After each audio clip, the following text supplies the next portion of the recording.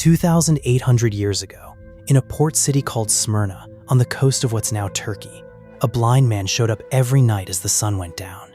He'd start telling stories in this slow, hypnotic chant, and people would gather around him in the dark. He told stories about a strange, distant age, when gods came down to earth and fought wars alongside men. Stories about a war that lasted 10 years, fought over one woman. About soldiers hiding inside a wooden horse to destroy an entire city. Someone in that crowd, at some point, must have thought, this needs to be written down. And because of that one decision, almost 1,800 years later, we ended up with Homer's Iliad and Odyssey, the two oldest surviving works of Western literature. That's how we got Agamemnon, Achilles, Odysseus, Helen of Troy, the city of Troy itself. But even 50 years ago, all of this was written off as pure myth.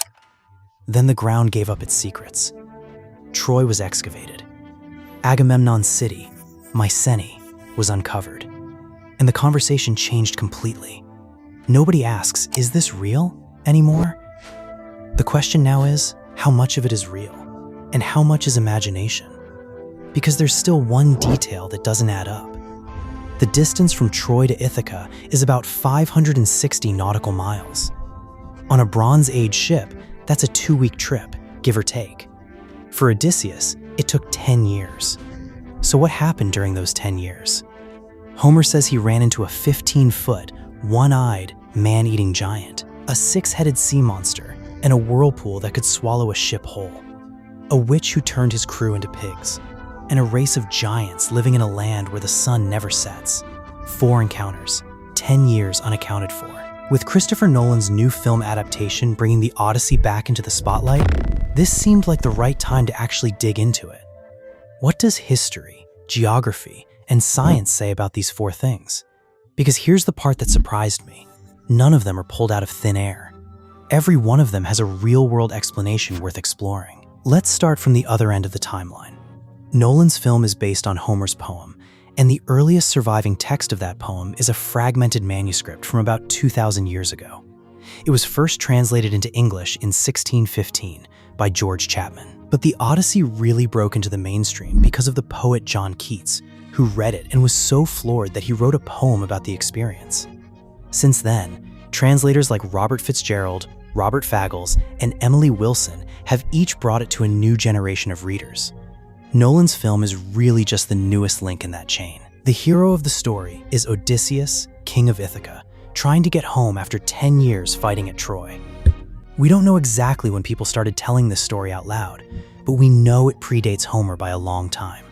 The earliest evidence we have is 7th century BCE pottery showing Odysseus blinding the Cyclops. According to Professor Mary Abbott at the College of the Holy Cross, the story might go back even further than that.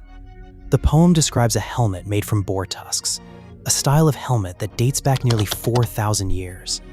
But the version people told out loud and the version we read today aren't the same story. In Plato's Ion, written in the 4th century BCE, Socrates asks a professional storyteller named Ion how he manages to narrate Odysseus's journey so beautifully. Ion's answer says it all. He watches the crowd, and he shapes the story around whatever gets a reaction. In other words, storytellers gave the audience what they wanted to hear. And that's exactly where the story started to drift. Harvard classicist Gregory Nagy argues the Odyssey isn't really the work of one person at all. It's an epic that got reshaped by generations of different storytellers. In ancient Ionia, there was even a festival called the Pannonia, where performers would compete telling their own versions of the Trojan War, versions they'd literally call our Iliad or our Odyssey. By the 6th century BCE, Athens started preserving these tales more formally, and historians think some edits were made around then, possibly to flatter the goddess Athena. Think about what these performances actually were. Storytelling competitions with a time limit where the most entertaining version won. Of course, people exaggerated. Of course, details got changed. That competitive pressure is a big part of why the Iliad and Odyssey kept evolving for centuries. The oldest written copy we found turned up in Egypt about 2,000 years ago. How it got there is still unclear, but it proves the story had already gone global. Scholars at the Library of Alexandria made new copies, and even though the library eventually burned, Enough copies survived elsewhere to become the foundation of the text we read today. Here's the thing worth sitting with. Across 2,800 years, this story was never lost. But it was never static either. One storyteller cut a line. Another swapped a name. Someone else quietly wrote their own hometown into the plot. After enough of those small changes stacked up, the original story and the version we have now became two very different things. Now, why does any of this matter right now? Because Nolan's film isn't just retelling the plot. It's the latest link in a 800-year-old chain of people retelling this story for whoever's in front of them. Most people already know the shape of this story, even secondhand. And if you don't, you'll still enjoy it. Don't worry, no spoilers here. Let's get into the real question. How much of the Odyssey could actually be true? You can't talk about the Odyssey without talking about Troy first, and Troy was real. That part isn't up for debate. The city existed for centuries and was destroyed more than once, including a destruction layer dated to around 1200 BCE. Right in the window, the Iliad and Odyssey are set in. So if someone tells you the Trojan War is total fiction, they're only half right. That said, treating the whole poem as history doesn't hold up either. 100 years ago, people doubted Troy even existed. Now we have solid archaeological evidence for it. So at least part of the Iliad is rooted in something real. But the monsters and gods in the Odyssey?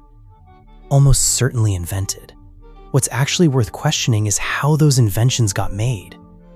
The Cyclops, a 15-foot, one-eyed, man-eating giant who somehow also herds sheep. There's no evidence anything like that ever existed. But there was a real prehistoric elephant relative, Dinotherium giganteum, that roamed Europe, Asia, and Africa, standing over 15 feet tall, with small, closely set eye sockets. It's possible isolated populations of animals like this survived on certain islands longer than we'd expect. The problem is the legs. Elephants walk on 4, and the Cyclops is described walking on 2. There's also a real condition called cyclopia, where an infant is born with a single central eye. But those infants don't survive long, so that doesn't explain a grown giant either. The most convincing explanation is actually an elephant skull. Ancient Greeks likely had no direct knowledge of elephants. Look at an elephant skull, and you'll see one large central cavity where the trunk once attached, which, to someone who'd never seen an elephant, could easily read as a single giant eye socket. Scylla and Charybdis. Charybdis, the whirlpool, is a real place. The Strait of Messina, between Sicily and mainland Italy, where the Ionian and Tyrrhenian seas collide with different densities and currents. Where those tides clash, you get genuinely dangerous whirlpools. Oceanographers call these spots amphidromic points. Scylla is murkier, but the leading theories point to jagged cliffs that look monstrous from certain angles at sunset, or falling rocks during earthquakes that could easily get blamed on a sea monster. Circe, a witch, who turns Odysseus' crew into pigs with a potion. Obviously, nobody's physically turning into an animal, but convincing someone that they have. That's within reach of plants and chemistry.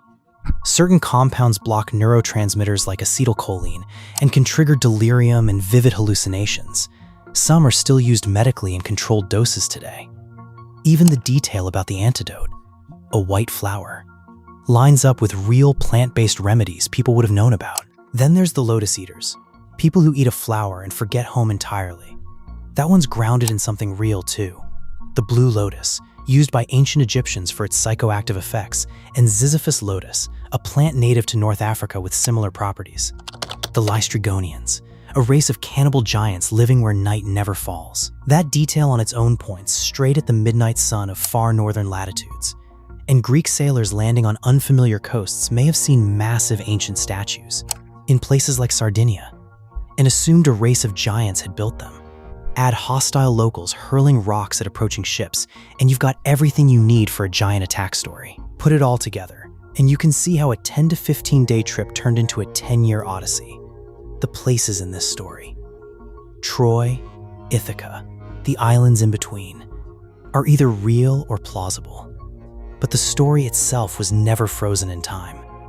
Every retelling added something, and by now, every event in it is some blend of what actually happened and what someone, somewhere, decided to imagine. That's the real story behind the story, and it's why, 2,800 years later, we're still telling it. If you learned something new here, hit subscribe. There's a lot more where this came from. And let me know in the comments, are you watching Nolan's Odyssey in theaters?